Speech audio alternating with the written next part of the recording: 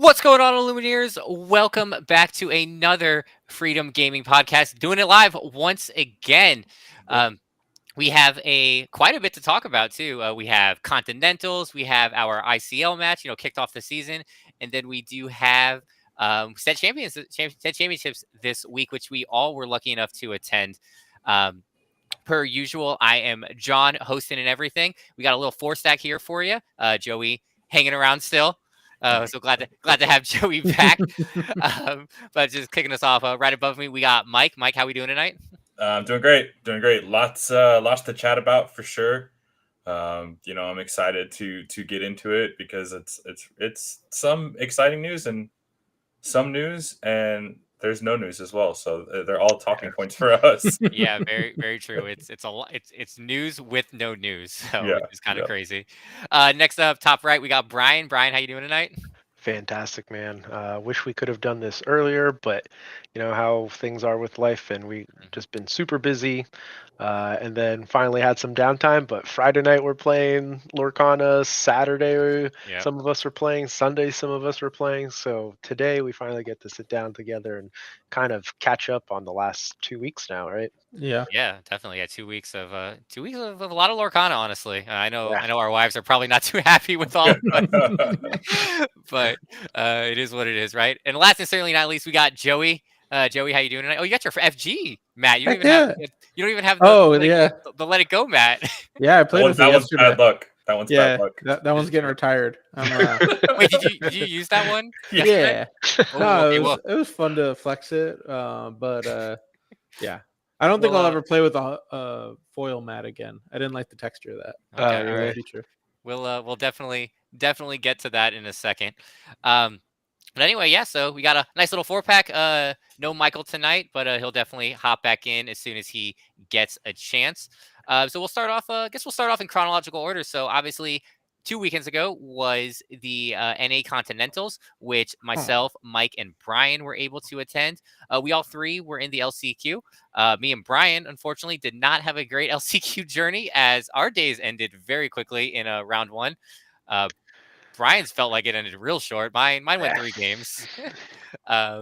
And then Mike was lucky enough to get to round 4, losing to Ferrante from Luxury Gaming. So a very good player and a very hotly contested match as well. Mike was definitely in the death pod, though. There was a lot of big name players. You could have taken one player out and put them in any other pod, and they would have probably been a favorite to win. So again, good stuff to Mike there. I know obviously not the result that he was hoping for. Nah, it's funny. I mentioned I was talking to someone not from down here about my pod, and they were like, "Oh, are you in pod?" I didn't even say what pod I was in. I was like, "Yeah, I think I had like the death pod." And they're like, "Oh, are you in pod 19?" And I was like, "Yeah."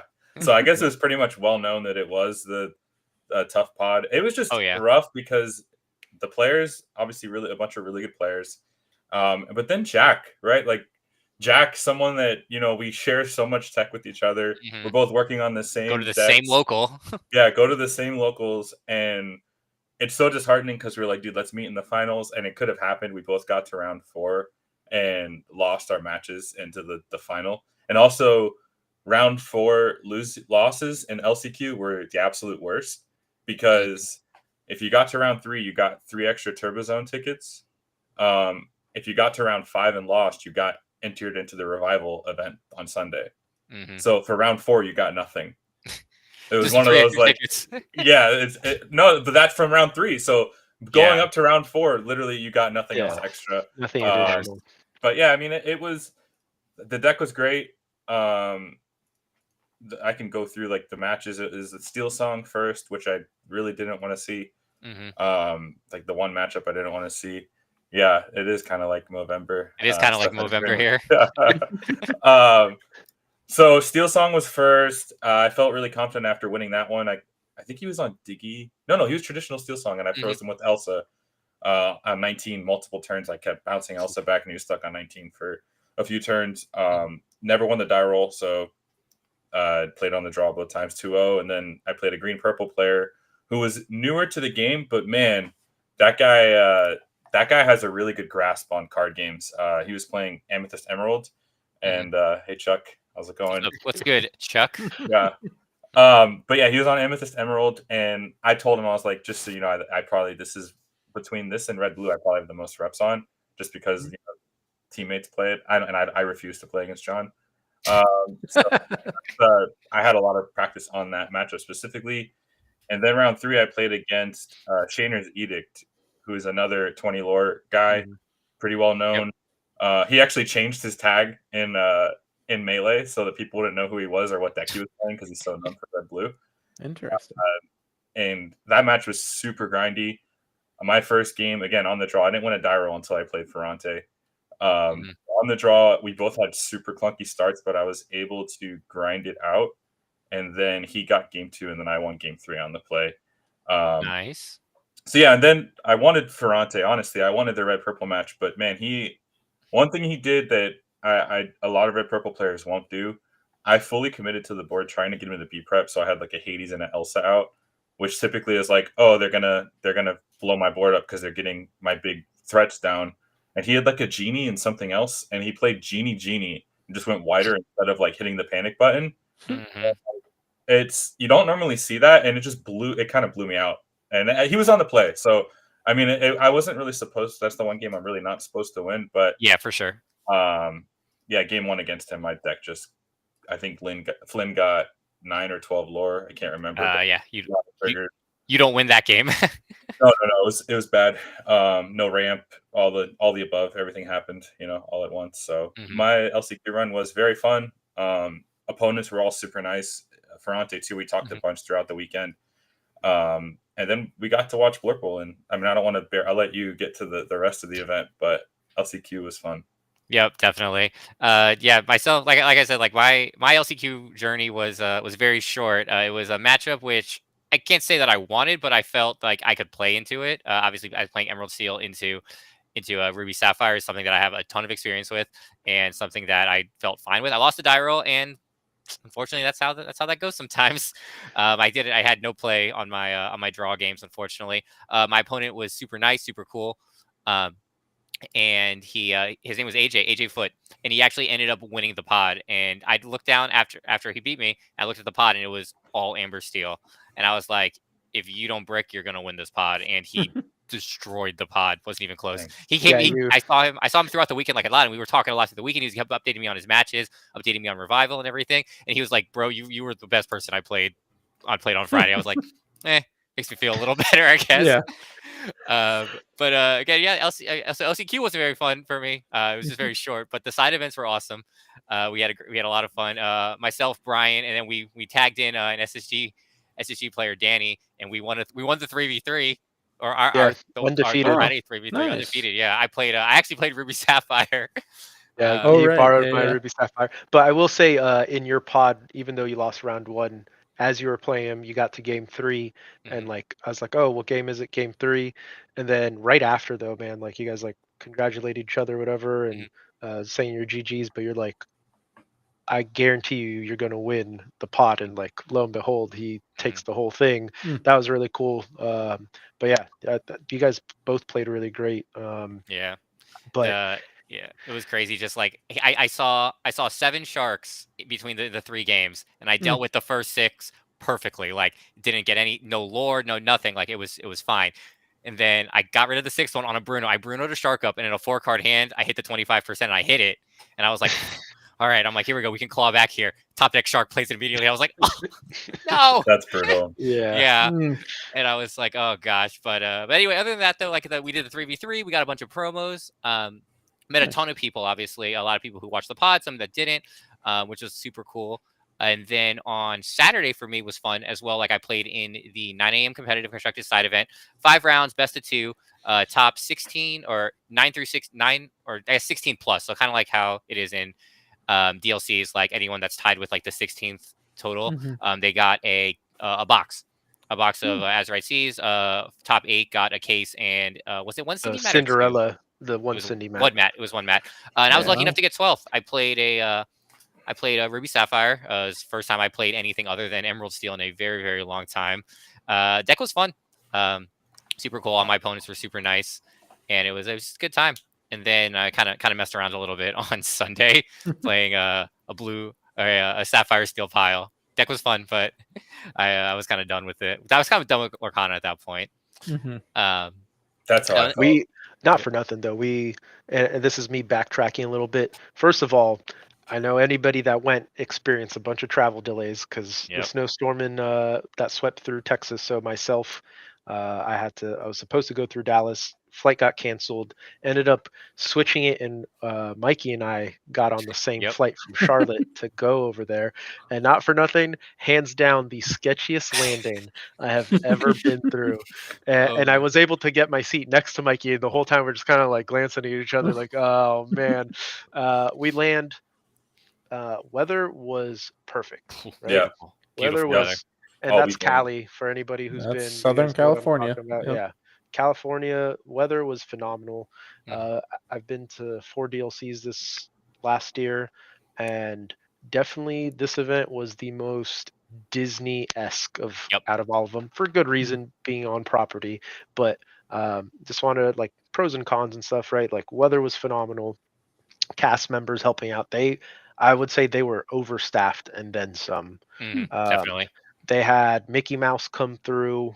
We got pictures. If Mikey wants to throw that picture back up there again, John and I got our card signed. The shortest Mickey Mouse. line for Mickey Mouse I've Yeah. ever You've waited ever in been. my entire life. Ever. I don't think we waited, or did Yeah, we walked. It might have been 2 one. seconds. Yeah, one person Yeah. was ahead of us. Huh. John and I got our Mickey cards signed by Mickey Mouse for our Mhm. kids, so that was really cool. They had a bunch of different little areas set up, great for like picture opportunities. The place was definitely vibing when we got in there. I think we walked in kind of early because the Check-in line. SSG world class cards and PPG were all located on the second floor. Mhm. And so you had to do your check-in. They gave you a cool little bag. It had a map with the layout of all the events area. You got your Turbo Zone tickets, the Mickey Mouse promo. And so we went to go say hello to everybody at SSG. And then we kind of walked into the main event hall before it really started getting packed, found ourselves a Mhm. corner, and slowly people that we knew started trickling over to our table. And I know everybody got their pods, right? Like people were waiting and waiting. I think, what was it, an hour and a half It was like to 2 kick hours off? late. Yeah. Yeah. And then I was one of the first people that received my pod number and email, and then I got matched up with somebody else, or no, two other people, Jack maybe, somebody else. Like oh no, everybody's getting put in Mhm. the same pod, and then we received another set of emails, Yep. and everybody's pod changed again. Yep. So like I feel like the anticipation was really eating away at Mhm. people, and then Yep. finally it kicked off. Obviously, didn't have a great run, but John and I immediately got into the side events. Plenty to do. Thankfully, we did sign up prior to, because Yep. if you waited to sign up then, like the day of, everything They were- was sold out, Mhm. oversold at that. Like the chapter one sealed, it was like over by 50 people over the cap. So Yep. in the future, note to anybody who's trying to go, sign up ahead of time. Thankfully, we had already signed up for the Saturday competitive. Yep. Saturday, there was something else I want to touch on, but also like the fact that you could walk outside, cross the street, and you'd be in their Downtown Disney. downtown Disney. Like I think Awesome. we ended up getting, like, you guys got milkshakes the one night, and then we went and ate pizza down there, and then the Yep. next day we went and grabbed lunch. Oh, we got And burgers in between too. rounds. Yeah, in between rounds, What? we had to run back for one of ours. But I think we ended up playing.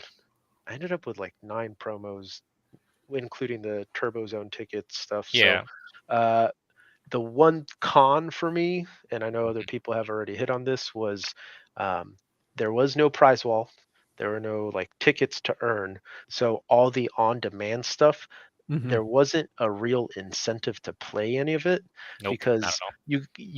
you were basically opening as right C product. And I think at this stage in the game, this late into the set, there just Mhm. wasn't like a whole lot of interest in it. I Mhm. wish that they had done tickets. So like, hey, you win your 8-man pod or however many on-demand event, get some tickets and go trade them in for some other packs from different sets or promos like at the DLCs.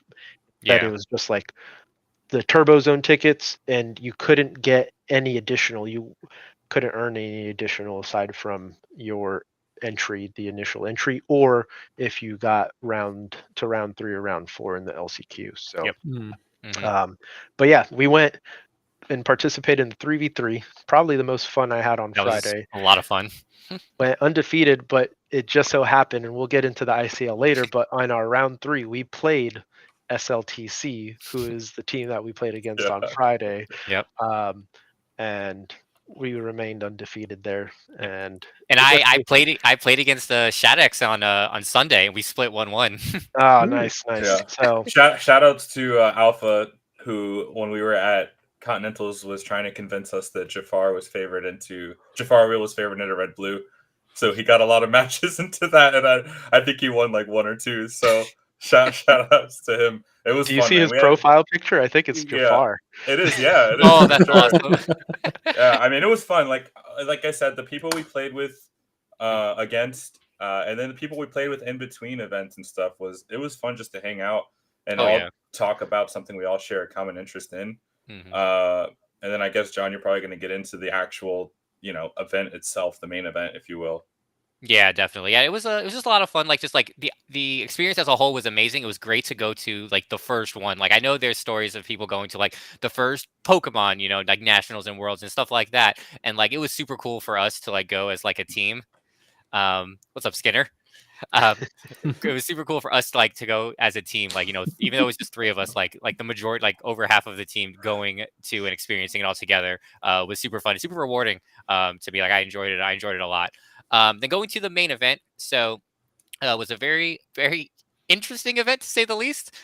Just with some of the stuff coming out after the fact and all the DQs and everything. But we're not going to talk about the negative. We're only going to talk about the positive. It was a very, very interesting, at least gameplay wise, especially day 2. It was a lot of fun. You had a lot of cool matches, cool decks. Obviously, you had the green steel or emerald steel on the side of Zan. He's kind of pioneered that deck. I know Wonder played it as well and unfortunately bubbled at 17th, but Zan got a really good top 4 finish. You had Mo on his Amethyst Emerald deck. He got top 8 with it, 61 card Amethyst Emerald, I believe. And then, but obviously the big name and the big player was Ed, who people will consider probably the best, maybe the best Ruby Amethyst, or just like I think you were saying, just best Amethyst player, like the best purple of just the Amethyst type, playing his tailor-made for the red blue matchup with his list. No genies, no genies for re-prep Forge for main. And just watching him play and just like maneuver matchups was really, really cool to watch. As a deck that, I mean, everyone knows about Ruby Amethyst at this point. Like, we've all played against it for a year and a half because it's been a deck since set 1. Obviously different iterations and everything. But just to watch him play, and even watching him play, we talked about it like during the Battle of the Bay earlier in the set. We were all in Discord, like watching together, just watching him play and just watching the lines. And he just plays. He sees the Matrix. Honestly, it looks like sometimes. And I mean the storylines too. So I mean, you mentioned a couple of them, but 10% of the field playing Blurple. The main event, I think, is another storyline that is worth mentioning. Ed making a deck to literally just beat Ruby Sapphire and still getting through to where he did in the top 16, I think is insane, because I really don't think that deck is really good into a lot of the field, but he was able to get there. The storyline of him versus Zan, because I think one of the first Charlie's Collectible shows, Zan beat Ed in the finals. And then Ed beat Zan in Texas, right? Texas, the one that he won. Yep. And then they have another match here. Like they're always kind of battling each other, so it's pretty cool to see that. Yeah. And Zan's list was like it's like severely favored into like that version of Ruby Amethyst, I feel too.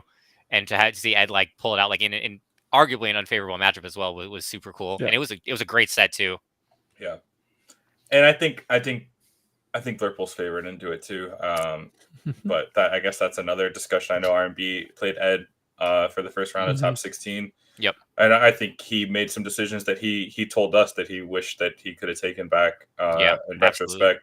with an open deck list. You know, Sure. closed it's different, right? Like when you don't know exactly what they have, it's hard to play around certain things. But when you do know the list, you know they're not on any Medusas, no genies. I think that changes a lot of how you're gonna play. And 4 Tremaines, you know, it changes a lot of what you're gonna do. No Elsa, no Maui also. Yeah. So there was definitely some decisions that he probably want to have back, but he owned up to it and he knew it too. But again, he still played great. I mean, to get top 16. Top 16 with a deck that he had been playing kind of like on the side. Like he's obviously more known for his Sapphire Steel, and he kind of like picked it up more recently, and he played it well. Got to top 16 within literally a couple decisions of earning his invite. Yeah. So there was that. Zach Bivens, obviously, friend of ours, who found his way into top 8 and in a very good match, honestly, against, I don't remember the player, but it was Ruby Sapphire. Yeah. And winning game 1 on the draw, and then winning game 3 on the play. Super cool set. If you can go back and watch that set, highly recommend that set. It was a very, very good set to watch. Zach Bivens, the inventor of Gaston. Oof. All right, heard it here first. Let's see the response there. But so I again loved it, and now we just have to just hear about where Worlds is going to be, or not where, but when. I also want to add one thing on the second place guy, Scott. I was really interested to find that he was only 4 cards off of my list that got second in the 10 or in the 8 case. So I was pretty cool. Obviously, he didn't look at my list whatsoever, because who am I? But you're saying like as a meta call. Yeah. So if Joey had been able to come, because Joey did have a ticket, Joey would have. Joey could have been in second place. I'm just saying, Dimeless Red Blue was the call. It got second. Obviously, it was gone into Ed being the tailor-made enemy of this deck, and I like we talked prior. Because I caught all the strays on a Sunday last night. Oh yeah, exactly. Oof. You're not in the South Florida Network Discord. Yeah, you guys. Today was the day. It was blow up Monday for sure. Yeah, I know. I ended up having to fly back a little bit early. My wife FaceTime me. She's like, "Oh, the kids aren't feeling well." My kid decides to. She's like, "Oh, say hi to your kid." He throws up on camera while we're FaceTiming, so I ended up changing my flight and flew back Saturday night. But I obviously was in tune watching the next day, and then as we're getting towards the end, I was like, "Oh, okay, they're gonna start doing the announcements and nothing." And you can see the Twitch chat like, announcement when. We got one announcement or 2 announcements, I guess. We got the release date of Arcade Island. Arcade Island, yeah. And then we got Lady and the Tramp. Lady and the Tramp. Yeah. Which were our announcements. They said, "Here you go." I remember us getting to the end of like the presentation, and I was like, okay, they're gonna come on, somebody's gonna give some sort of announcement. And I don't even think they really like finished the presentation, and then it just went cut to black. Yeah. Twitch chat blows up. Nobody knows what's going on. I'm texting you guys. Yeah. People are like, "Oh, are they coming back?" And I end up having to like type. I was like, "Yeah, my friends are over there," and they said that's it. There's nothing else. Oh my god. But I again, everything's kind of speculation right now, right? On why it's taking so long. Some people are claiming contracting. I did find something else last night. I know, not trying to skip ahead to the set champ stuff, but in talking with Dick Burns, unbeknownst to me, he said that PPG was picked because they had never previously hosted a cash tournament.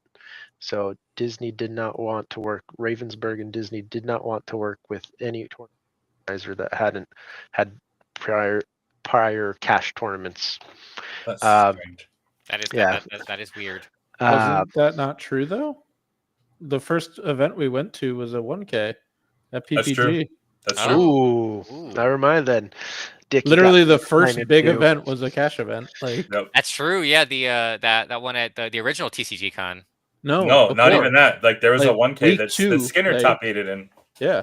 Oh, I don't even remember with that his one. green blue. Shout out to Skinner. Back in that one green blue. Yeah, the ward deck. High five.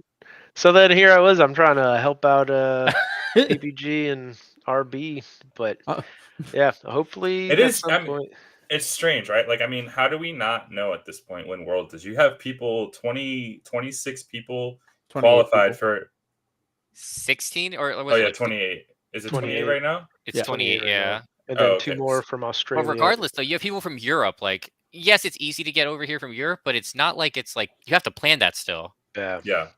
And not So only that, like Europe has now had a much longer lull in yeah, big true. events compared to us, right? So the beginning of yeah. December.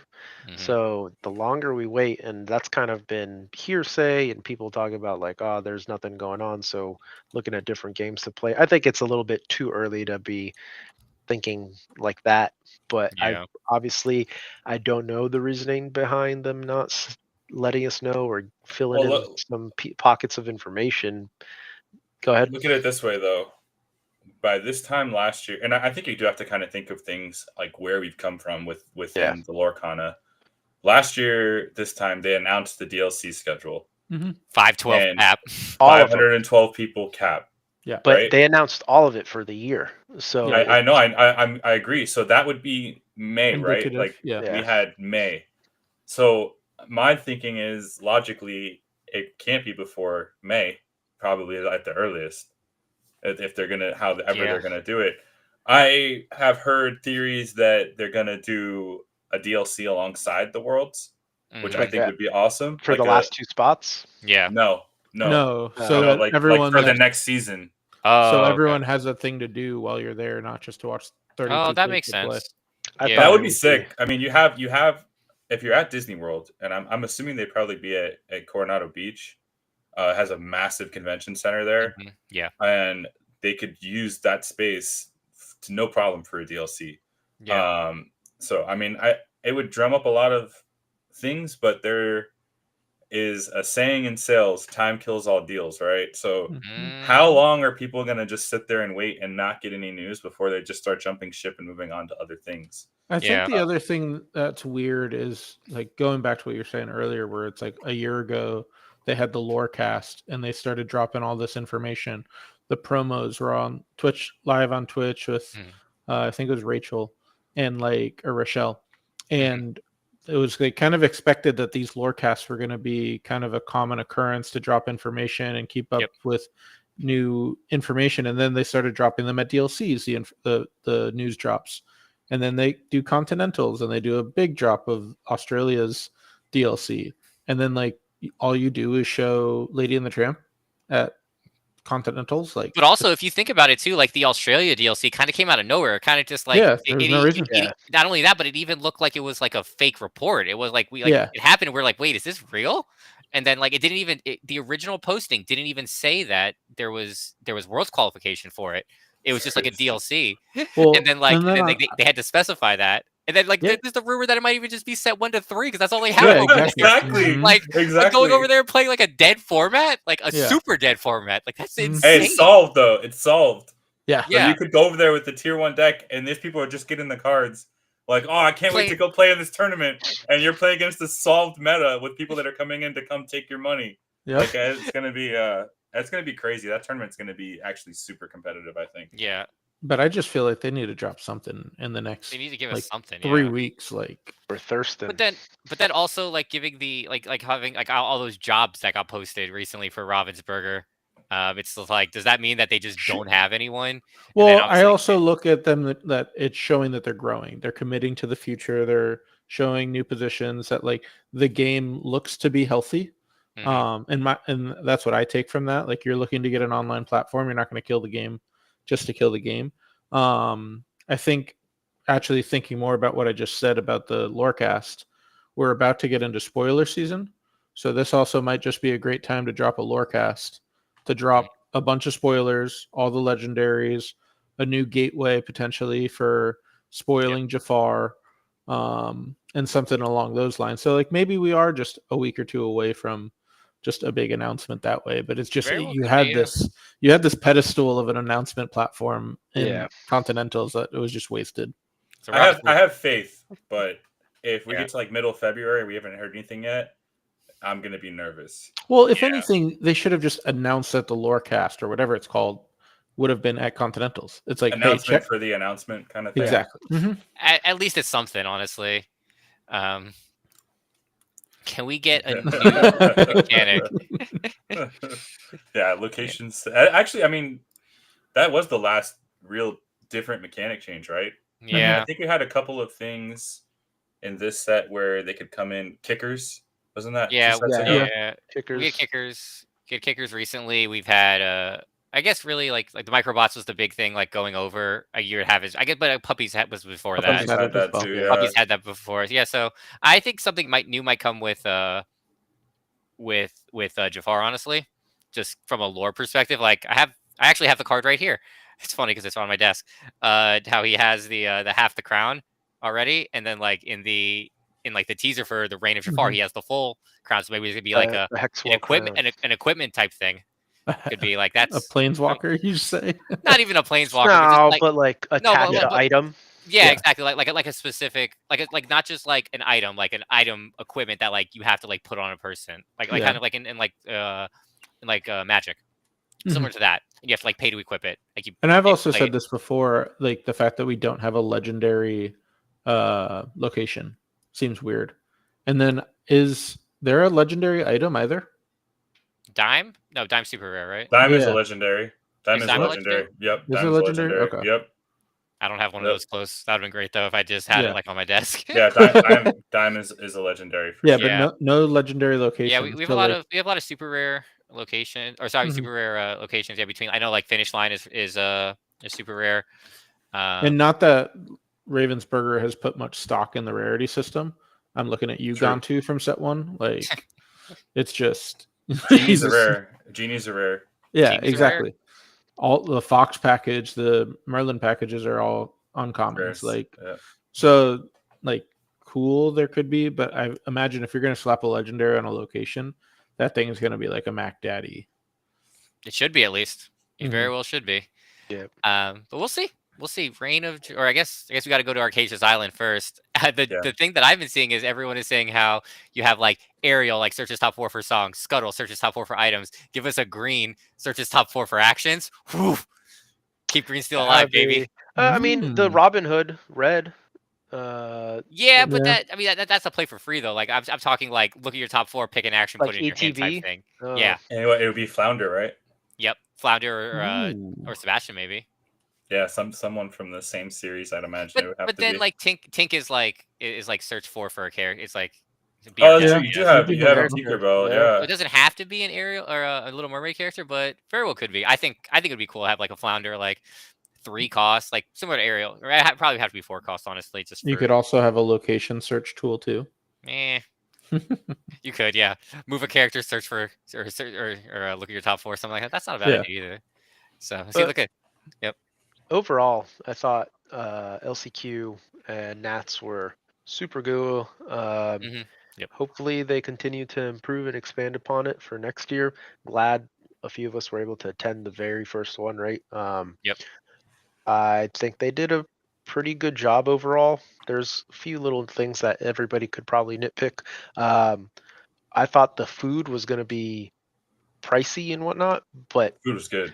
Food was good, and it was cheaper than the DLCs, the concession stands at the DLCs that we went to. So they I was pretty happy there. Yeah, beauty of mac and cheese, baby. Yeah, we all got that at one day. Food is good. So yeah, overall, I guess on a scale of 1 to 10, we'll go myself, Mikey, and John. Like your experience and overall rating for the event. What do you guys think, John? I'd probably put it like.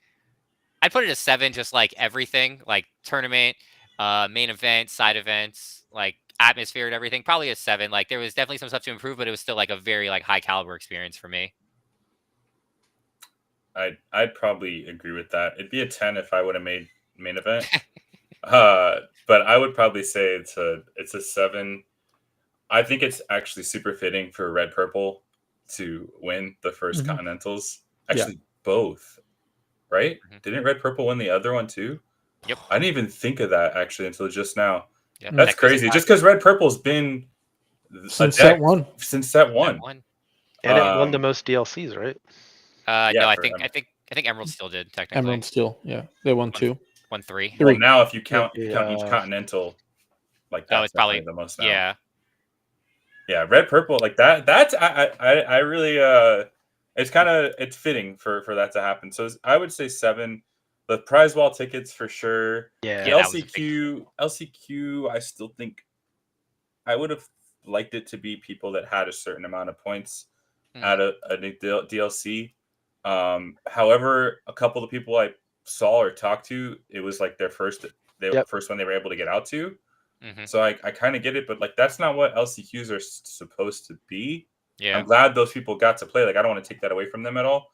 But an LCQ should be someone that had a chance and just fell a little short, a little short, right? Yep. Like maybe 42 points or 40 points cut off. Yeah. They have the melee. Or placement or something. Like Yeah. I mean, for what it's worth, AJ, the guy who beat me and who ended up winning our pod, he wasn't able to go to any DLCs, so he's just a grinder, like a local grinder. Yeah, and I mean that can happen too. Yeah. So, Brian, put a bow on this. Your rating? I think I don't have anything to really compare it to because you guys, like, you had a really big Pokemon tournaments that you've attended. Mikey went to a handful of Magic ones. I guess all I have to compare it to is other Lorcana DLCs as well as SCG, and I don't want to like, oh yeah, 7 as well. I'd probably put it closer to 7.5, maybe an 8. And that's with me getting bumped out on round 1. Had I gone further, like I think it would have been even more hyped. The only like downside to the actual LCQ event was the late start.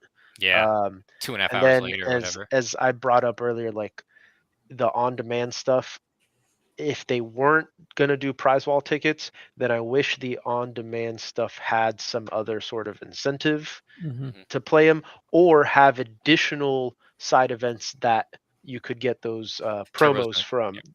Because these gorgeous cards, Baymax, everybody was going, like all the side events that gave Baymax away were packed. Instantly filled up. And then Cusco was still sought after, but what I did see, and it happened a lot, was people sign up, grab the promo, and run. And because you're playing for a pack. Yeah, you're playing for a pack. Who cares about a pack? All you got was the promo, and then for every win you got, or every round, and it was typically only 3 rounds. So every round you got 1 additional pack. So like that's right, C-pack no less, like a pack that like none of us wanted. Like and that kind of happened with us. Was we signed up for a constructed event, grabbed the Cusco, and then because there was like a delay in start or something like that, by the time, was it sealed? Something like that. It was sealed. It was sealed. It was sealed. We signed up, and by the time like it fired, got the packs handed out, and then like 45 minutes or whatever they gave, 30 or 45 minutes to build a deck. I think I played 1 round, and then the 3v3 was already starting. So I was like, all right, like kind of have to step away and like kind of pick where you want to go. But I wish, if it wasn't the prize wall, I wish they had given some sort of other incentive for playing the on demand, or had included additional bigger side events. Agreed. And then would you guys change anything from the LCQ itself? I like the best of 3. I think everybody could agree best of 3 was the way to go, because the next day on Saturday, for those competitive events on Saturday, Sunday, those were best of 2.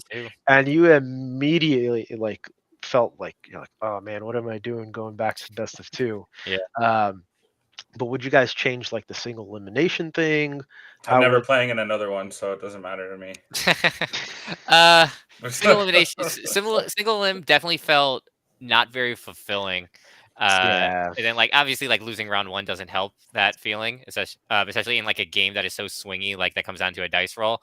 But I mean, I understand why they did it. Like doing like a huge like LCQ of just like 1,000 people and like top 32 make it is hard. So I guess for me it was, I didn't mind the best of 3 in single elimination per se, but maybe instead of 32 pods of 32 players, just run it as like a DLC, best of 3 DLC, cut to 32. Top 32. And Yeah, call that it seems good. fine. That seems like a way better event to go to. I think that's where my head would go. Yeah, but I think because it's still they going to really be sweaty. they really wanted to do like I feel like the like, all right, you only play one round, here you go, you can play in this revival or in this redemption event. You make it top 3, here's extra Turbo Zone tickets, which you can't get anywhere else.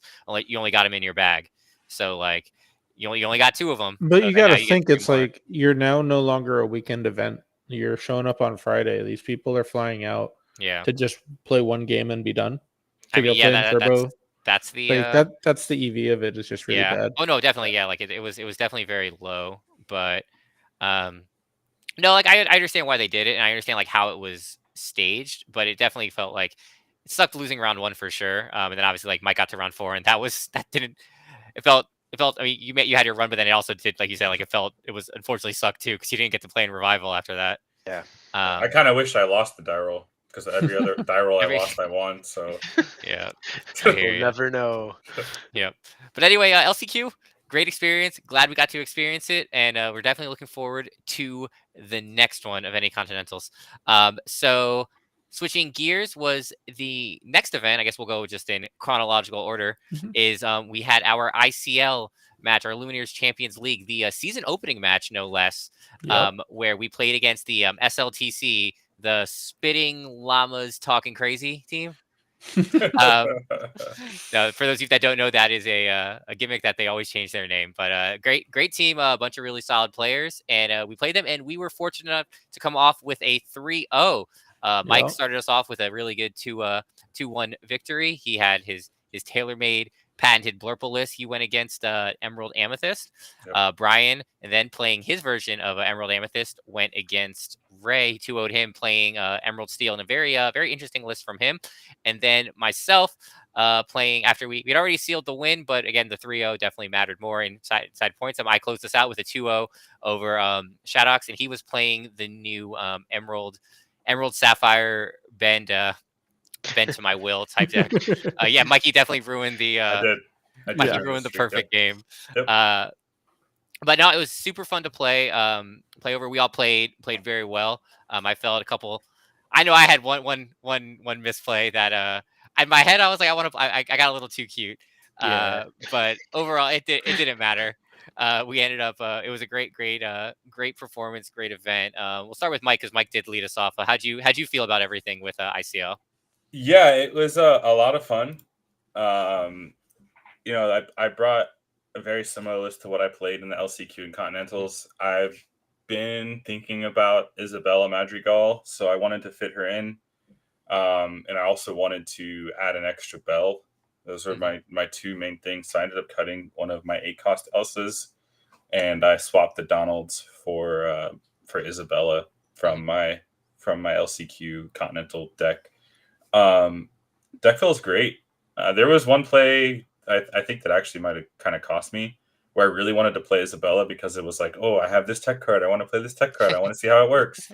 And I should have just Elsa'd and killed a genie or something like that. Yeah. But I wanted to play my tech card. So, I think that might have been the game I lost. Yeah. Yeah. And then, I mean, it's Emerald Amethyst it can be play draw a little bit. Bell feels great. The creativeness that it provides, it just allows for very fun plays. I know JDZ, one of the commentators for my match, I had an Elsa out with Big Elsa and 5-cost Delta both out, and I foxed my Big Elsa and shifted onto the 5-cost Elsa, gaining 6 lore and freezing. I think he played Big Ursula in every game, and it was never unexerted. Every time he played it, immediately got locked down. Yeah, it immediately. Yep. But no, ICL is a super fun thing. I'm really excited for what this is going to bring each week. We will be on Lorcana After Dark tomorrow night. Yep. Breezy and Rod Impact. Yep, Rod. Yep. The guys that run the ICL side. So it's a really cool thing. The only sad thing for me is we don't get to play for 6 A weeks or month. something like that. Yeah. Yeah. It's a month. Yeah. Oh, a month. Okay. And I believe it's going to be every Wednesday and Fridays when they're going to have tournaments now. So, or the Matches. the Yeah. matches. So we, again, as Mikey's mentioned, we were able to play in the very first one. So thank you very much to Yeah. them We for started off with a win. We put on a good show too. They definitely brought out the brooms and swept it up. Yep, definitely. One quick thing back to your list, Mike, that I saw that I didn't really notice it before was the going back to Finders Keepers and GSD. GSD is an absolute GSD, house. I it love that is. card so much. I've always liked that card. And Yeah. I don't even play Sapphire. But going back to Finders Keepers, I thought was really cool too. Especially seeing because you did play against an Emerald list too, and he did hit one of your friends. I think it was game 1. He hit it with an Ursula. So that was I thought like a cool addition, like that you just brought in just for the general meta, not even just for what you were. It just happened that you played against Emerald too. So how'd those cards feel? I know again, like we've talked a lot about GST, so I know how much you like that card. Yeah, it's this is again very similar to the list I played in the LCQ, and it was great. All of the slots felt great. I just again saw Isabella and I just wanted to try it. So that's really one of the only things I changed. I do kind of miss having Big Elsa after getting more reps because I played this deck yesterday in Store Champs. So I don't want to get ahead of myself there, but I don't think I ever got GST out against the Emerald Amethyst player on Friday, but I think I cast Finders Keepers. But that matchup isn't really where you want to play either of those cards. It's more for your grindy matchups like red purple and red blue. And in those matchups, it is a house. I don't want to get ahead of myself with the ways I used it in the tournament yesterday, but they're great cards. Some people think you can only play one or the other because Gravestone Dragon is kind of pseudo card draw because you just stop inking. I was against a Ruby Amethyst player yesterday, and I had 11, 12 cards in my hand at one point. He's like, I'm scared to ask how many cards you have, but I'm playing to board, and I still have my hand full. At that point, there's nothing they can do. So it's pseudo card draw because you just stop inking off the board. And then Finders Keepers is draw 3 when you already have a lot of ink. You're never either of those cards you don't want to play by themselves. So most of the time, Gravestone Dragon is a 6 ink or 7 ink play, accompanied by either Crab or Rabbit. I like both of those cards. I don't think they're coming out at all. They're kind of uncuttable. Yeah, I feel you for sure. I know a lot of people have gone back to like McDuck Manor, then playing Scrooges and stuff like that. So I know like the flex spots are truly flex spots, and just depends on your play style. But again, great performance. Here's a good question for you, Mike. Here, you could hit that before we go to Brian. When did Hayes stop using Madam Mim Dragon? I love that card, but feels too negative tempo in this meta. Yeah, so I played it at Charlie's, and I love the card. Charlie's, I was expecting a lot more of a red-purple meta, and even in the red-purple meta, they were playing a max of like 2 Tremaines. At the point now where everybody's playing more Tremaines and more ways to get rid of that one big character, I didn't want to play Dragon because it's too hard to, like you said, it's a negative tempo loss, and if you do play it early, like ramp into it, and you don't have anything else in a Tremaine, like that's really bad for you. So yeah, I ended up cutting it. I don't think at this point right now I'd want to bring it back. Again, I think I like the Manor tech. I think it is good, but I also think people are starting to kind of shift away to like more hideaways and stuff to stop that from happening because now it seems like every deck is playing some location. So that's it's a recent change, I would say. Yep, for sure. But anyway, like I said, great performance, and then we'll cover even more Blurple talk when we talk about set championships in a second.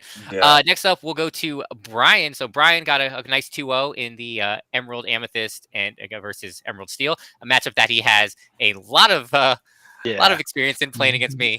So so your list is pretty close to what you played at LCQ, right? I did cut my roses. I was playing 2 roses at LCQ, and I believe we don't talk about Bruno and the additional big Ursula I changed there.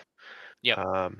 Beyond that, though, the Bruno, I still don't know if it's like the correct card. I just wanted something to help deal with sharks and potentially like a Pluto, because there's no good clean answer for those without having to make like some awkward 2-for-1 trade, or turning sideways and giving the shark value. So I included the Bruno to not go too high on the uninkables. In my case, for the ICL match, I think Ray ended up kind of just having issues with his deck itself. He didn't draw into any of the Diablo shift lines, and that was when he was on the play both games. So I won on the draw both games. Just kind of went wide, and then I was able to snipe some good songs with the Ursula. I do think a few more decks, because I played another Green Steel and Store Champs yesterday, playing the Resist song, Resist to draw a card. I'm still here. I'm still here. I don't know, maybe for like some positive trades. So it could be good. I just think it's a little bit of a trap. I'd have to see it played more effectively or more efficiently. But overall, I kind of lucked out in my losing the die roll, that even though I was on the draw, Green Steel typically isn't favored for Emerald Amethyst, and I was able to still, I think, play pretty cleanly, didn't have too many issues. The only misplay I made was not questing my Ursula before I bounced it with Madam Mim Fox. Yeah. And I Both caught John myself. and I were yelling. We were like, Yeah. "No!" No, and you could see in video, like I stopped and I was like, and I said it to Ray. I was like, I messed up, but I don't like taking. I think he mentioned like, oh, you could like, take it back or whatever, but I don't like doing that. I made a mistake. I need to learn from it. So I missed out on the lore. Ultimately, it didn't matter, but I was able to capitalize off of Ray drawing poorly, and we got in there. Being able to bounce Diablos with the kits, be able to check Diablos with the Genie as well as the Elsa. And the big threat really is keeping the Ursula Deceiver of All in check, especially like when they're on the play, if they're dropping it on turn 3 and you have that kit handy. For me, it worked out in game 2 where I drew into the kit, and I was able to play it, bounce it back, and stall for a little bit.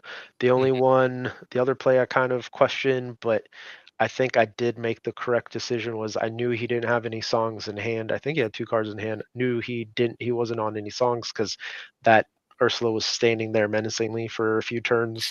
And I played Bell and I put damage onto his freshly played Beast. That way he wouldn't be able to draw.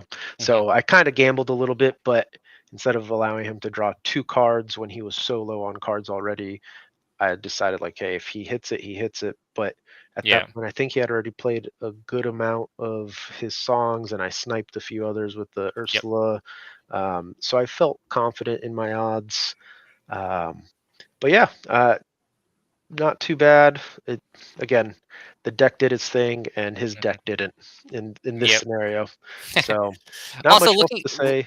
Looking at his list too, his list was definitely interesting. It was kind of like a hybrid of like Zan's list, like kind of going like, and then with more like a higher top end, obviously with like the Pluto and the Beast, but then also like he had 17 or 18 uninkables, I think, between like 4 Merfolk, 3 Calhouns, and everything. Yeah, I've kind of there's so many good uninkable cards, and you really have to find that good balance. But I'm kind of in the Chuck's school of thought of like anything more than like 12 or 13 uninkables, and you're kind of playing with fire. And there's been, God, what was it? I think it was the 8-case tournament where that night I was like, no, I'm going to do 15 uninkables. It's going to be fine. And then round 1, I lost. And I got stuck on like 3 ink. on my game yeah. 1 or whatever. I don't know if it obviously would have made a difference, but yeah, there are certain times where you're like, oh no, you make a mistake, and then ultimately you're like, yeah, I need to not do that again. And maybe in a few months I'll forget about it and try doing something silly again. But definitely more 1-ofs than I see you play typically. yeah, normally Yep. I love more consistency. I love doing 3 to 4-ofs. I don't like doing 1-ofs, but in this case, previously, like at CCS, I was running 2 bells. The steel matchup, aside from Calhoun, I'm not too worried about. Like the Bell putting damage on like a Pluto or a Calhoun always feels great. Or like putting damage with a Bell and then going for 3 or something like that. There's some cool tech plays you can do with her, but the 1-of has been fine. I'd cut one of the Elsas as well. And I've switched over to the Clarabelle line. So I have all those singers, eight singers for the We Don't Talk About Bruno, or be able to shift the Clarabelle and then play one of the Mother Knows Best and bouncing something to their hand, so you have one additional card to draw. But yeah, you are right. Normally, I'm not a big advocate for 1-ofs. In this case, though, like trying to limit the songs and actions, and in case of Belle, like I really like her. I just don't know if I cut the Bruno, it'd probably be another Belle. Gotcha. Makes sense. And you could, and I think like playing like a 1-of Bell, like if it's something that you truly need, you can like keep it after a mulligan, and then you play enough you play 7 bounces anyway. So there's like, just certain matchups where like Ruby Sapphire, the Bell is almost always going to be for sure. So yeah, that's kind of my thought process on that. There's some that you need your 4-ofs, like the right now in Amethyst, your Diablos, your Bogs, your Genies and stuff. But question just popped up. Gabe. Ooh, good question. Gabe played GP in Vegas and had 8 Elsa and said it did wonders there. Would you consider a move like that? Uninkable. Yeah. So it would depend, right? You could run, go back to 4 Elsas, cut the MKBs and the Bruno, and maybe play 2 of. I did play a version of that deck, and I played it against Mikey actually when I was doing the before this set came out. I think like the day or something before the set came out, I was doing a morph, like a shift. Yeah, I remember that. Not playing mims or something like that. Yeah, no mims, and I was just trying to stick as much stuff on the board, but basically like a Emerald Amethyst shift line deck. So and the thought process was like, oh, once the new Jasmines come out, I feel like that card can be broken. It's just not quite there yet. But the new Captain Jasmine, where bounce everything back to hand, that's exerted. But yeah, anything that starts with when this is shifted. Yeah, that's the problem. It's not good. Pegasus. Pegasus is actually probably the only playable one. If I changed the game plan of the deck, like you can see that I'm on 15 1-drops. If I kind of went for a more, and I would still say this deck is more mid-range just because of the inclusion of the big Clarabelles. And it worked super well into the more control matchups that I had in my store championship yesterday. If I wanted to go slightly tilt it more in favor of almost like higher mid-range control, then absolutely, man. Like I just don't think it would be as effective as like Blurple would be with them. But I could definitely see it like, because you're almost considering cutting Chris Merfolk at that point too, if you're going to go into the controlling route. Yep. But the cards I would cut would be Mother Knows Best. I feel like you could just slot the 2 big Elsas in and call it good. It's almost doing the same thing in a way. Yeah. That's it for ICL. Really enjoyed it. I didn't have too many issues. Yeah, no, definitely. And again, like you played well, like other than outside of that one quest. Like I know that you said that you've gone back and forth about the moving, like getting rid of the Ursula or getting rid of the or turning off the beast. I as soon as I saw as soon as he played it, and I think I couldn't tell if I saw your hand that you had a bell or if I think I said to Mike, I was like, if he has bell, like this is good for Beast. Yeah. Like that was my thought process immediately. And again, like just playing the deck, like I just know like if I could ever get that Beast to stick for one turn, it's a plus. One and then turn, it's huge. Anything after that, who knows? And if he chooses not to turn it sideways, and I have to rely on an Elsa in order just to get the damage off, it like at that point maybe he's drawn 2-3 additional cards off the Beast, and I think that would have allowed him segue back into the game. Versus definitely. I think it was the right play for sure. And but again, like it definitely wasn't like a cut and dry decision. Like it wasn't like this is 100% what you're doing. So I understand why you tanked a bit on it too, for sure. But again, great stuff. You got the quick 2-0, both games on the draw as well, in an unfavorable matchup as well.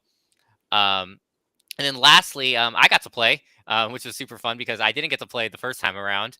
And I got a 2-0 over Shadex, which was cool because I played him on Sunday in the competitive constructed at LCQ or at Continentals, and it was a super fun match. We played Amber Steel against my Sapphire Steel aggro deck, which was a lot of fun. It was a fun match. We split, and it was funny because because I think I won the dice roll, or Pixelborn won the dice roll for me, and I like inked a Diablo, played a Diablo or something, and he was like, "That's not blue steel." Obviously the cast couldn't hear that. That's funny. But my list is a little different than your standard Emerald Steel list. I included more 1-drops. I cut a little bit of the top end, so no more Basel, no more Tinkerbell, which I did like, and I went a little bit more aggro a little bit, and I did go the shift line with Robin Hood. I just felt like it gave me a little bit more agency, especially in like the controller matchups too. Like they had to answer, and I believe in game 1, I think I went turn 1 Merfolk, turn 2 Smee, and I'm just like, answer my board now or I'm going to be at 10 lore on turn 4. Which is awesome. I think he had to trade into the Merfolk pretty early. But no, like the deck performed amazing in my 2 ICL matches, and then I ended up playing the same list again in a set championship, which we'll talk about in a second. Again, he was playing the Emerald Sapphire Bent to My Will, the TFM list, he said, and it's hard to say. Like, I don't know. Game 2 definitely felt awkward, but game 1, like Muses that was something else. Your curve on game 1, and you were on the play. Was like Merfolk. Like, just you went off, and I don't think that was even much of a game for him. No, you kind of he ended up inking a bunch. And I think he had 3 cards left in hand, and then you ended up sniping the how far I'll go, and I think that put like the lid on the coffin for him. Yeah, definitely. And I know I sniped one in game 2 also. But then game 2 was a little closer. He had a little better curve. I think I don't remember too close. You have to rewatch it, honestly. I had a little bit of a slower curve. But then like I kind of came back into the game. I had like double Johns out, and then I was just drawing off that. I chilled, and at one point I saw him early. I think it was off an Ursula. Early enough I saw that he had Bend to My Will in hand. And so I just was consistently like draw, ink, play something, like just wanted to make sure that I kept my hand low. So if he ever did bend me, it was only going to be for like 1 or 2 cards. It wasn't going to be worth it was like, all right, if you're going to spend 7 ink, you better make sure it's a good 7 ink. So I kind of put him in like an awkward position there. And then there was a play that it happened exactly how I wanted it to happen. And I still didn't even go over it. I still didn't even do it. I had like Robin Hood, and I had like double Johns out. Like I had like small Robin Hood. I didn't think I saw the big one all game. And then I got rid of the bend I top decked a sudden show, got rid of the bend, so he had no cards in hand. And I quested with the Johns. It was more so like because he had 2 Muses out, and they were definitely gonna cause problems if he kept finding songs. And I didn't know this until after that he played 20 songs. So I was like, maybe I should have killed the second Muse. But anyway, so then I turned them sideways, and I forced him kind of to like, all right, you need to trade. You had a Pete out. One of the Muses had 2 damage on it, and one of them had 1, or one of them had 1, and one of them had 2, or 1 or 3, something like that. So I made him come into my Johns, which he did with the Muses. And then the next turn, I Pizza took out the one with 1, and then I had a hood up, a small hood, and I was trying to set up lethal with like a shift hood, and he had no cards in hand. And I was like, all right, if I shift, I could run into the Muse, which is what I should have done. Shuts off, like completely locks him out of the game because he can never answer anything. Or if he finds a song, then he starts bouncing everything. And I was like, you know what? I'm going to leave this hood up because I could shift hood game next turn or like something like that. And top decks finds how far I'll go, bounces. I think I had 2 Diablos out too, right? Yeah, 2 Diablos. Yeah. Top deck bounces first Diablo, finds a Mother's Knows Best off that, bounces a second Diablo, and then off the Muse's trigger bounces the hood. I'm like, well, this sucks. So that was probably my one small misplay. I felt, and it definitely still got there though. What? Yeah, I still got there. Yeah, I still got there. Like, he was still fighting a bit because I think I just played all of them down immediately the next turn. But no, it was super fun. The playing was great. You know, doing the interview afterwards with everyone was nice, and just putting on a good show as well for everyone to watch. And looking forward to our appearance on Lorcana After Dark tomorrow. So those were our lists. And then last but not least, Joey actually gets to talk for a little bit now. Yeah, right. Is very little. Just a bit.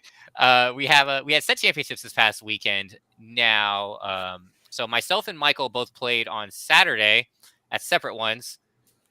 Where I got one. Mikey got one. Brian, I think, has one too. Yep. And Joey, unfortunately, caught the bubble in his Sunday one. I got second in mine. Did you catch the bubble? Yeah. Oh, I was like 11th. I don't think. I think it was locked anyway. But yeah. we can call it the bubble. But I played on Saturday. I went to a super small one. It's only 9 people. And I was lucky enough to get Joey ruined this streak. Yep. Even Michael got one. Yeah, Michael got a top 4. At a pretty stacked one too, no less. He went to one with like 30 players on Saturday, and I went to one. I was in Florida this past week, and I went to one in Florida. That was 9 people. I got top 2, and I lost to friend of the pod, Wochuk, in a very fun best of 3.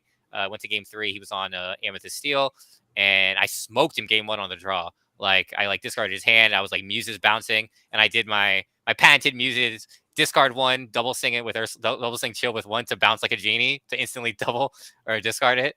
And then after I did that, he was like, "Yeah, we'll go to game 2."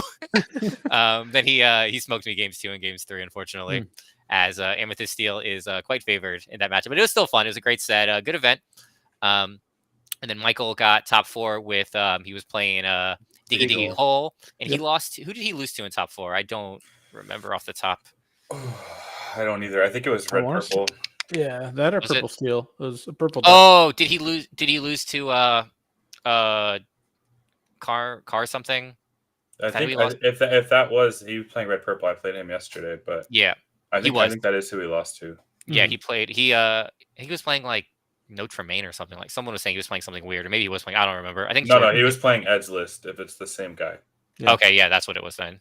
Okay, I think that's who he lost because he ended up winning at Guildhall. But anyway, no, I had super fun. Like I said, I played the exact same list that I played from ICL, and it performed exactly how I wanted it to. My matchups round 1, I played against a player from Illuminati, Matt. I believe Troopy is his tag, something along those lines. It was super close set. He beat me 2-1. Round 2, I caught a bye. I haven't caught one of those in a while. Round 3, I played against a newer player on Ruby Steel locations. They were very, very new. So like after the match, like I was talking to him a bit about like the deck, like some stuff he could improve. Super nice guy. Him and his partner were both there playing. They were like very, very new.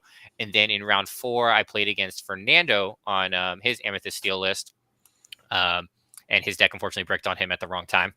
And that was a quick 2-0. And then in top 4, I played against Fernando played Emerald Steel? Amethyst Steel. Oh. It was a weird it was a weird list though, because he was playing like mines and stuff, because there was stuff that he didn't he was saying he didn't have. Yeah, he was playing mines in it though. Because he said he didn't have strengths of all things. So that's why he was playing mines. And then in top 4, I got my rematch against Matt, and I beat him 2-0. And then my match with Chuck, which was a lot of fun. So I was happy to get a Matt. That's my second Matt only. Like I didn't get an Ursula's Matt, I didn't get a Mirabelle, but I'm happy to get my Scar Matt because that's definitely one of the nicer ones for sure. Yeah. So, and then I guess we can go to Joey. Joey's been a little quiet, unfortunately. So, Joey, how did your set championship go? Obviously, you played your tried and true Ruby Sapphire. Yeah. So I took a little bit of a different deck than I took at the 8 case, just trying a Mhm. couple slot cards out. Back on 1 dime, I put a Gaston in kind of to combat red purple a little bit Mhm. on those sides of things. But ultimately ran into a Amber Steel player and Andy, part of Illuminati, and I thought he was on red blue, and the games just did not go my way. He kept dropping a bunch of characters that had 3 or 4 attack, and I kept having dead Sisus in my hand and dead Brawls in my hand, and then both games that I lost, I ended up 1-2. Both games that I lost, he dropped back-to-back Pete's to close out the set, and I was just like, oh, cool. I have cards that can like clean up the game and get back. Yeah. And it was just like Pete, and I was like, all right, cool. And then Pete, and I was just like, cool. Round 1, let's go. And then going into the following round, What's up, George? Say, George. Paired into Ethan, who's 9 years old and hell of a player, absolutely amazing player. But he was on red blue as well, and basically he got the nut draw. He got to go popsicle on 1, ramp on 2, Hiram on 3, both games, and we finished our set in 10 minutes. And as everyone knows, red blue games do not go that fast. I'm sitting playing my dad at this point, and I see Ethan run across to his dad, who's still in his match, and say, "I won!" And I look over to see Joey, and he's staring up at the ceiling, and I'm like, "Bro, Joey is looking at the prices for Uber to get back home because he rode with me, and we were an hour north of our house." Joey's contemplating life, dude. Yeah. He's like, there was a time where I got top 2 at an 8 case. Yep. Now Not I'm that here. long ago. Oh, as I'm playing on my beautiful Let It Go play mat. The mat's ratired. That mat is going in the game. It Never is again. gone. It is the done. bigger they are, the harder they fall, dude. Yeah, it was great. man. And so basically got queued into Gabe the next round, who were both 0-2, and basically he hasn't played the red blue mirror too often, so we ended up playing an open hand match back and forth and kind of just walk through every game like step and whatnot, and I was able to coach him on a lot of the mirror gameplay that I just absolutely didn't have any of that in the previous match. But so we had fun. I'm surprised he didn't question you, like, you just lost the mirror to a 9-year-old, man. But dude, that's brutal. yeah, so we had fun doing that game, and then I played against Brandon, and we played 2 very good games, went 1-1. With game 3, the game means nothing, and there's 5 minutes left on the clock, and everyone rounds the tables waiting for us to finish, and we ran a 5-minute game, and he ended up getting on. He went turn 1 pass, turn 2 ramp, turn 3 McDuck Manor, turn 4 McDuck Manor. And I was just like, and we also didn't mulligan. I was like, all right, we're just gonna go lightning round. We're just gonna go no mulligans. And he goes turn 3 manor, turn 4 manor, and I go cool.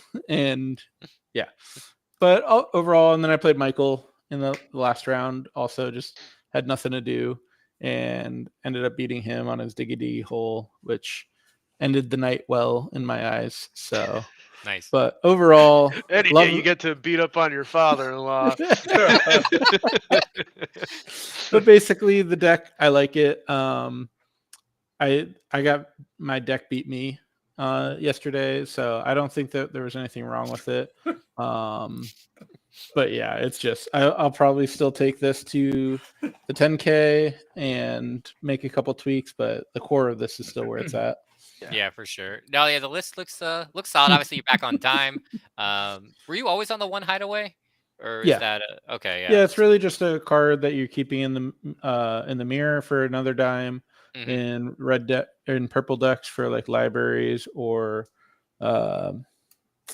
castles, and then also red blue now plays manor as well. So you're keeping those in those matchups. You're inking them and everything else, and then you're able to recycle it back with Mally Shark. So makes sense. That was the one I told you to play over Let It Go because you were gonna play Let It Go. Yes. Mm-hmm. Yeah, that definitely makes sense. No, but again, like I mean, good, okay enough performance. You're happy at the Yeah. end. Yeah, you started 0-2 and you brought it back to. Yeah, I'm glad he couldn't leave after round 2 because Yeah, I was we may not have contemplating seen Joey Wakana. again. Yeah. he may not have made it home. First of all, He would have been like, but- "Hold on, stop here, just run into Yeah. traffic on 95." The Just throw thing it is, out the guys, window. I think this is a good lesson for everyone that's here and watching or whatever. Like, dude, it's a card game, and there's a lot of variance. There's a lot of variance in this game. Yep. Um, Sometimes it's your day, sometimes it's not. sometimes it swings your way, and sometimes it doesn't. You can't let it affect your mental because I mean, you guys we do the reps, right? Like Joey, you got second place at one of the biggest tournaments down here. So it's nah, man, it's you gotta keep your head held high. And sometimes it can be really frustrating and hard to do that. But what's up, Gabe? 9-year-olds can do that to you. yeah. I don't know what I would do if I lost in the mirror against a 9-year-old. But well, what's worse is Alex Wojcik was basically like, "Oh, you got a favorable matchup here." As we sat down, and I was like, "Oh yeah, I've seen him play before, and I feel confident." And then just got smack you around. Yeah. I'll jump into mine just because it's the same tournament. Yeah, I was gonna say. I'll do Brian last. Yep. So I played the same list I played at ICL. I wanted more testing on the Isabella's to figure out if I'm going to play it in the 10K or not. So that was my reasoning for keeping the list the same. I started off against Brandon on Red Blue in game 1. Again, I think the only time I went first all day was against Chuck. And I'll tell you how that ended once we get there. But round 1 I play Brandon. Round 2 I play my dad, which is unfortunate. And I feel like I'm super favored into that deck. My dad didn't really think so, but I think Blurple is very favored at a Diggy Hole. Round 3 I played against the Steel Song player named Mark, one of the nicest human beings I've talked to.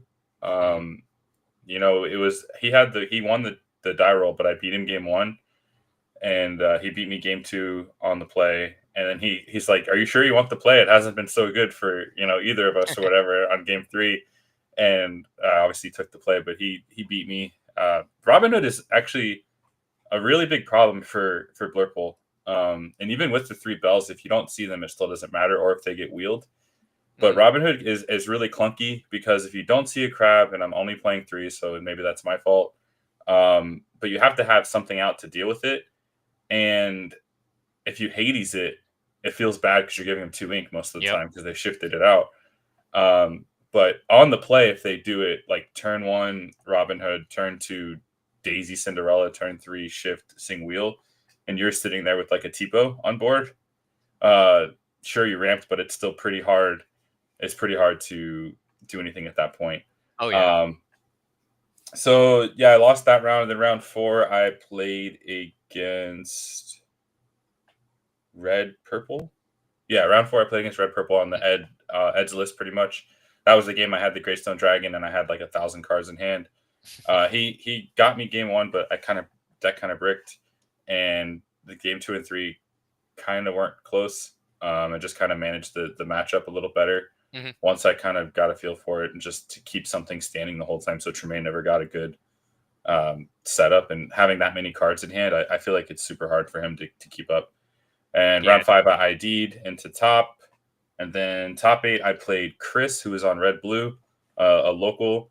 This deck was so spicy, man. He was on Prince John and a bunch of items, but not items that you typically see. So he was playing like Poison Apple, which is I haven't seen that card in a long time.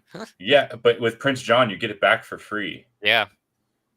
So you could just double banish things in the same turn because it doesn't even need to be exerted. So even though it comes in exerted, you just pay the cost again and double exert princesses, or it exerts something. So Poison Apple is it's like a 2 or 3 cost item, uninkable, but it says pay 1, exert a character. If it's a princess, banish the character instead. Dude, he played pretty well. Greystone Dragon again was just massive in that matchup. I think I got it out in both of our games. Isabella got me 12 lore against Brandon in round 1. And that was a deck I wasn't really expecting it to be as good against, but I played Genie on turn 3, and he didn't have an ice block out, so he brawled it. Turn 4, I play Isabella, and he's like, I don't know how to answer that. And I just kept questing with her, and 3 turns before he could do anything about it. So, I mean, that if it quests for 1 time into red-blue, I think that you're going to win that 90% of the time. Because you could... Yeah, when you quest for 3, it's like really half your really lore hard. already. Yeah. So yeah, I want more testing on it, but after top 8 first match played Chris, then the next match I played Joe, who is Ethan's dad. He was on red blue, and his deck just didn't function. I'll be honest, he just completely bricked out, so I was able to win that. But again, I am very, very, very confident into red blue with this deck. I again didn't win any die rolls, and I beat every red blue opponent I played yesterday. I feel very confident on this deck. I actually think I'm going to make a video talking about how to attack red blue with Blurple, because I think a lot of Blurple players kind of struggle with the game plan for that deck. There was a guy named Dixon who was playing it yesterday, and he was like, why is it always red blue? Like, he turned to me at one point, and I was like, what do you mean? I want all the red blue. Like, that's what I want to play against the whole day. So yeah, I may make a video on that. And then my final match was against Chuck, and I honestly don't think any of my games felt close. He just destroyed me, and he was on the draw, so the only die roll I won was against him. No, you had an insane game 2. Well, game 2, but I didn't feel like I was on the play. Or it is Nixon. Sorry, George. Thank you for correcting me. Yeah, Nixon. Whatever I said. So Chuck, I had an insane game. Game 2. That was actually a really fun game. He put out like 8 or 9 characters, and I was able to kill like 5 or 6 in one turn to stop him from getting lethal to where I could end it the following turn. And it was the shop owner was watching because he wanted to leave because I think the shop closed at 8. And a lot later than 8. 11. Yeah, we're there a lot later than 8, and he's watching us, and he's like, "Oh, okay, so who got the first game?" Chuck got the first game, so he's watching, and he's like, "Oh man, like I could tell he wanted him to win so he could go home, right?" And right after I beat Chuck, I said, "Sorry, man, I know you really didn't want me to win that one." But he's like, "I don't know what happened. I don't play Lorcana, but that was awesome." It was honestly the game 2 was super super fun. Hold on. We got George, before Mike finishes this game 3. Mike refuses to play the matchup against me anymore, so that should tell you how the Emerald Steel matchup goes. Yeah, it's honestly not as bad as it was last set. No, definitely not. You have more agency in it now for sure. Yeah, and that's the other reason I like Isabella. Genie also. I did expect more green steel, to be honest, and that was why I played Isabella, because Isabella gives me a way to cleanly kill or banish a Diablo that's in Cove, which 100%. I typically wouldn't have. So yeah, that's another point for that. It's not as bad as it was before, but it still doesn't feel favored. I would probably say it's like 55-45 in their favor. Yeah, I would agree. Yeah, if the worst thing they can do is like if they shift Diablo and your only ramp is Sail in hand, like that's one of the worst feeling things in the world, because you're like, oh, okay, my turn 2 was Sail, and I'm gonna let them just draw a card off Diablo. Like it's I don't know. There's just a lot of frustrating things that deck can do to you, and I think that's what makes me upset about it. But anyways, going to game 3 with Chuck, and he finally had to play, and it again wasn't close. I don't think he's in the chat anymore, but I am gonna go ahead and post his Metafy here for anybody that wants to learn how to play Steel Song. I would 100% buy this. I've bought it. I don't play Steel Song, and I bought it just because his insights, the way he attacks the deck, it's super consistent. He doesn't do anything flashy, and because of that, I think he I don't know, man. I think he's on another level. I really do. Even Monty, and I'm not crap talking any teams or anything like that, but Monty, his first round opponent was Chuck in top 8, and he was on Amber Ruby Mufasa, and I was like, dude, I wouldn't want to play that. That's why I wouldn't play Amber Ruby Mufasa, because of Steel Song. Yeah. And he's like, well, I feel super confident testing it with my team, and I was like, I don't know, man. Like Steel Song kind of just runs over Mufasa, and sure enough, Monty was on his way home pretty quickly after that. Just Alex is on another level, man. He really is. He definitely is. And if you could learn anything from that, I'm sure you'll learn a lot from that guide. Yep. Reading George's question: have I considered a one of Cogsworth, the purple one drop? Okay, I see. Gotcha. So Chuck was listening as well. Yep. I don't like Cogsworth, either of them, to be honest. I know there's some people that like the 5-cost Cogsworth to help when you're battling purple, like purple battles, to make the combat math a little weird. Oh, for Genie, for the Genie Wars, that makes sense. Yeah, all that kind of stuff. That's interesting. It's a shift target, but I want my 1-drops to be drawing me cards. A lot of the stuff that I want to have Rush already does. If I was going to play something that had Rush, it would probably be Shadow. Shadow Finder, sorry, not Shadow. The 3-cost one. To give my Isabella, Genie, Rush, as well as the Shadow Finder itself. The big thing with 5-cost Cog, I know you're asking about 1-cost Cog, but I think they kind of go hand in hand. 5-cost Cog, you have to challenge with this deck, and you almost never want to challenge with Cogsworth, so he kind of just sits there. You're also not singing any 5-cost songs like Let It Go or Whole New World. So that's I just not a fan. That easy answer would be if I was on Genie or Jafar to where I wanted to get my character exerted, I would probably think about playing Cogsworth. Because 1-drop Cogsworth. 1-drop Cogsworth. Yeah, that makes sense. Get them exerted. But outside of that, I don't see a use for it. I don't think you need it. Another thing too, it's actually pretty tight. Yeah, and you're already on 10 1-drops too, and it's also a 1-drop that gives you 0 agency like turn 1. Like you don't want, if you see it turn 1, it's going in your inkwell most likely because you probably can't hold on to it. Whether it be via Tipo, whether it be a second ink with Sail, like you're probably not, like you want to find that like later in your match. You don't, if you see that turn 1, that's your only 1-drop, you're not gonna have a good day. Yeah, I personally don't know what the use case would be for it. Like I'm not sure what matchup it would help me. Maybe Steel Song, because you're like, okay, now I have this other thing that rushes into something after it's sung, but your foxes do that, and I honestly haven't struggled super hard like that into Steel Song when I have the play. On the draw is another story. Like honestly, it doesn't, that matchup is terrible on the draw. But when I have the play, I've never really struggled into Steel Song until I played against Chuck. But yeah, I don't think if I was gonna play another 1-drop that didn't replace itself, it would probably be Rafiki. Yep, for sure. I love Pinocchio, but too many uninkables. I can't do it. Yeah, that Pinocchio is definitely one of your favorite cards. You've always liked Pinocchio. Yeah, no, I would 100%. If I could, I would play it, but it doesn't. At the point you're at with Blurple now, with the 5-cost Elsa and other cards, it's just you're getting to 5 so quickly that anything that you probably would exert down with Pinocchio, you could just do it with Elsa and have an attacker already, and it's inkable. So it's also not as needed. If Green Steel was more of a threat, I would maybe consider Rafiki and Pinocchio, because I think they're like a package. Yeah. Because if you go Rafiki into Ursula or Pinocchio, Ursula, and Rafiki kills it, like that's a huge momentum swing. Yeah, but your game plan on turn 2 is ramping now. Exactly. Yep. Exactly. Definitely. But anyway, great performance. You finally got a mat. I got a mat. Yeah. Yep, not a champ mat. As champion. so vividly pointed out in the South Florida Lorcana Discord today. Yeah, exactly. Yep. So it's okay though, but hey, it was a great performance, and you're gonna have definitely many more opportunities, especially with some new spicy brews that are cooking for sure. Well, I will say that's the other thing with set champs. Maybe I should take it a little more seriously, but I typically just get like one good placing and I start messing around the rest of the stuff because I want to kind of limit test things. You have? This is the first time you've had a good placing.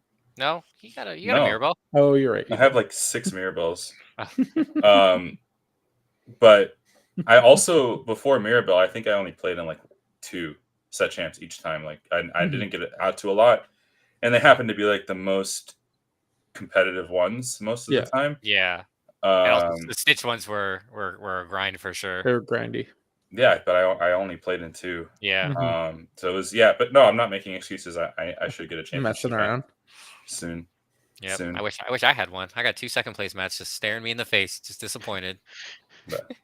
And last, certainly not least, was the lone champion of the week, which was going to be Brian. So Brian played the same list in Cape Fear Collectibles in North Carolina. A couple very good players there, notably Dick Burns from TFM, who myself and Brian have both played now. So Brian, why don't you tell us about your run and how the deck performed for you?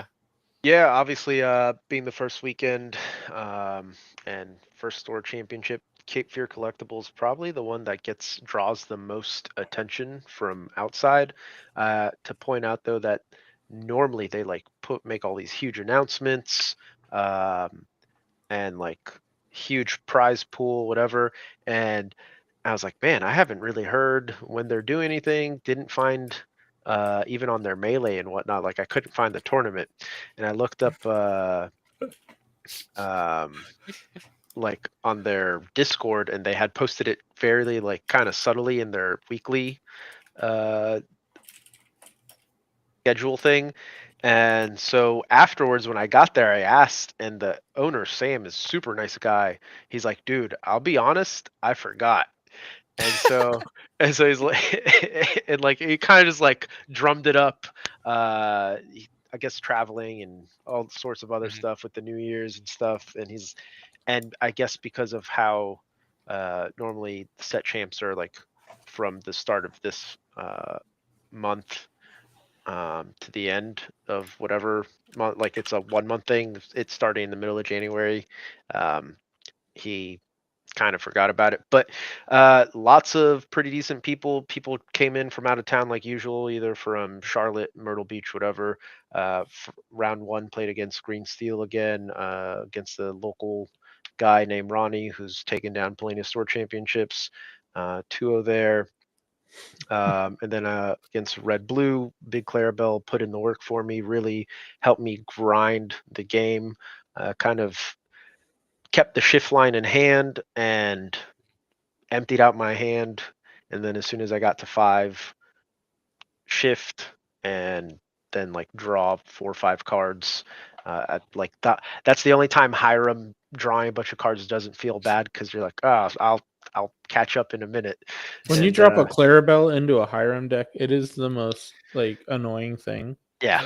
The 5 health is so brutal, and then the 6 butt is just yeah. So Clarabelle came in clutch MVP for that set too. Got a 2-0 there, and then she's pretty meaty. Yeah, the meats, baby, the meats. Pause. Round 3 was against Amber Amethyst Hyper Aggro, and I had no idea that's what I was playing against. Still was able to take the game. Kit put in a lot of work, and then I lost game 2. Game 3, I became the Hyper Aggro deck. I went like Merfolk into second Merfolk, and I think Clarabelle or something into Kit, and pretty solid. Just, like, man, Daisy only misses 3 things in your deck. Yeah. I think the Daisy was doing less questing and more swinging in than anything. Yeah. The 4th round was against Amber Steel Simba with the new set 6 Simba, where it restands cards. I once again was able to I won the dice roll, and I was able to keep them off the shift line, either with a Kit or one of the matches. I think I went turn 1 Merfolk, turn 2 2 1-drops, and then on turn 3, I just rawed the MKB and like kept questing and got 2-0. Drew I got paired down in round 4, so had to play that one out. Round 5, drew into top 8. Top 8, I played the Amber Steel Simba deck again, and he got me on game 1. He was able to shift the Sonic Warrior out, Ariel. And let me tell you that 8 cost butt is, or 8 health.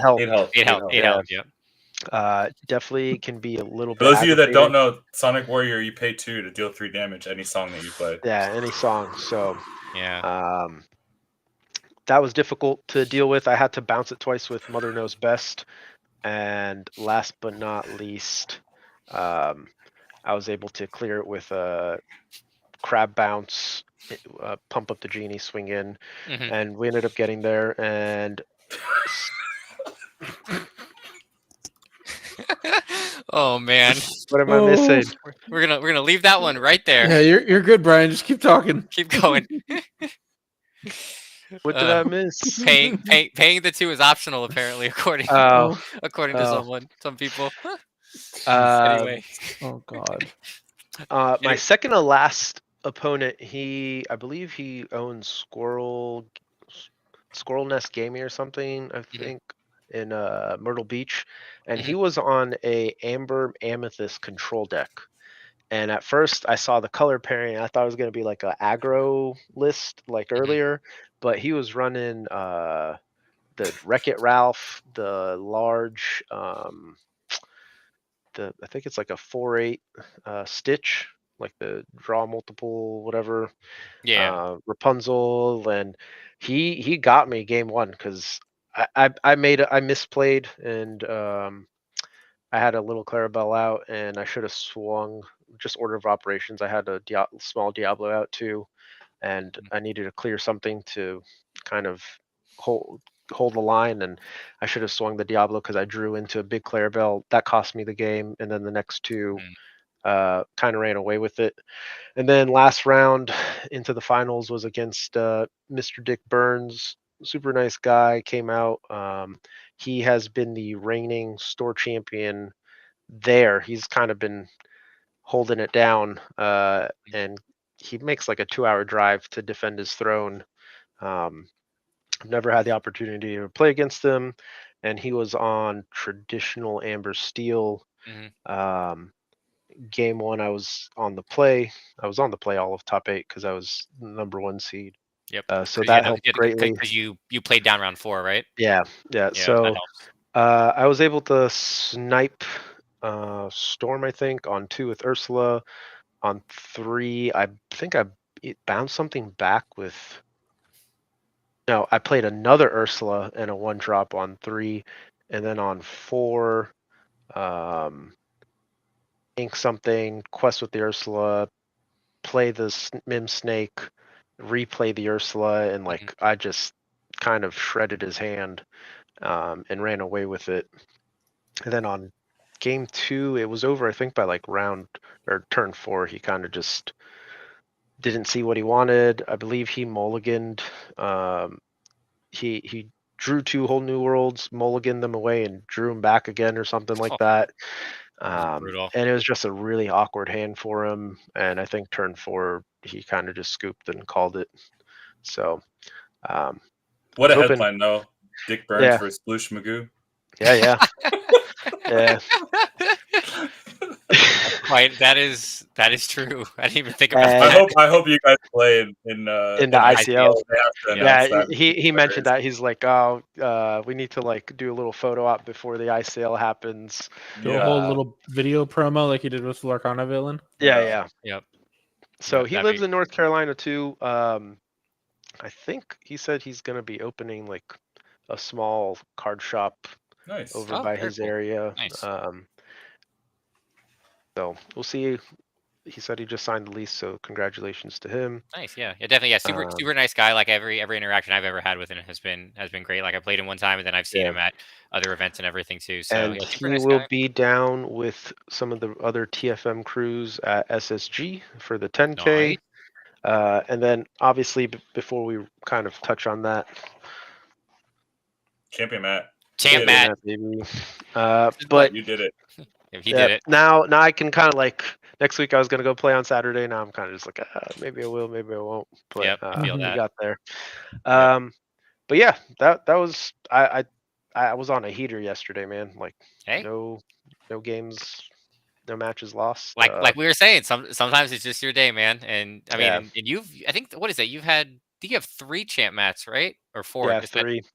3 the Stitch I got to play in only 2 of the store champs. And that was like your second tournament ever. Yeah. That's my only 2 in person before I went to Atlanta.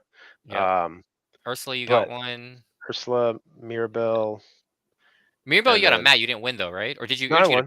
Oh, you did. Oh, so you have 4. You're 4 for 4. Yeah, 4 for 4, but only the 3 champs. Yeah. But yeah, Oh, okay, gotcha. yeah. So we're cooking now. Play another one, maybe. Coming Yeah, that's down kind of how for I coming feel. down for SSG. SSG 10K for those of you who are obviously keeping up. Come in February 8th. Keep an eye out for it. And now they just announced a 5K on Sunday. Yeah, So Melee I had in the to chat. Yeah. It is at currently it's well, and then the cap did go up to 150. 150 which as well. filled immediately. Yep. I think So between the people that were on the wait list, I don't know if the 5K's filled up yet. No, No, it's it's at 83 players. 83. So I just checked. But it, yeah, I had to adjust flights and change my plans a little bit. Nice. But yeah, that's where we're at, man. Nice. Yep. Yeah. Super So if you're stoked. if you're looking to go down, even if you can't get into the 10K, there's definitely gonna be plenty of stuff to do that day, but you still can get into the 5K on Sunday as well. And if you're just playing a whole weekend, like the locals on Friday are great as well. Like I'm sure I know there's gonna be stuff going on, whether it be like an enchanted tournament or something. I know the guys at SSG are definitely gonna have something good for that whole weekend for everyone coming down for sure. But yeah, so that's What'd you say? That Friday is going to be sweaty, dude. Imagine all the yes. people that are coming from out of town that want to play. It's gonna be like a 6 or 7 round local. Probably. Yeah, might have to just cap it and just be like, all right, two pods or something. 2 pods call it a day or something. Yeah, so that was a long pod. A lot of stuff to catch up on. The longest pod for sure. The longest pod ever, for real. Very long. Yep. Joey over here. No, it was fun though. Good. Less bumpy this time for the live stream as well. Yeah. So yeah, definitely this live format seems to be the way to go for us. So hopefully we won't be competing against the Lumineers next time we do this. Yeah, so. we won't. No, for sure. We yeah, won't. this definitely. Well, that was more so just like we had to than anything else. All right, last question. Highest representation expected at 10K. Ooh, that's a good call. Oh. Yeah, I kind of got to agree with you on that one, Joey. Red, purple, or red, blue? Amber Steel. No way. I'm gonna say Amber Steel. I could see that.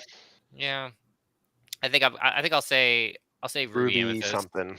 Yeah, it's gonna be one of the top 3 decks. Amber Steel, sure. Ruby Sapphire, or red purple. Yeah, as long as if it's not Amber Steel, Mikey's gonna have a very good run. Calling it now. So, but anyway, thank you everyone for hanging out with us, tuning in. Thank you for all your questions. Obviously, we had no problem. We love answering them, talking to you guys as well. And this format gives us the option to talk like in the moment as well, which is a lot easier for all of us. So for everyone else in Freedom Gaming, I am John. Hope you guys all have a great rest of your night. I'm not sure when our next one will be, but it will definitely be it'll definitely be soon. And like I said, we'll probably pick a better, might try and pick a better night or time as well. Monday at 9 o'clock, which seems to be a popular time. So I hope you guys all have a great rest of your night.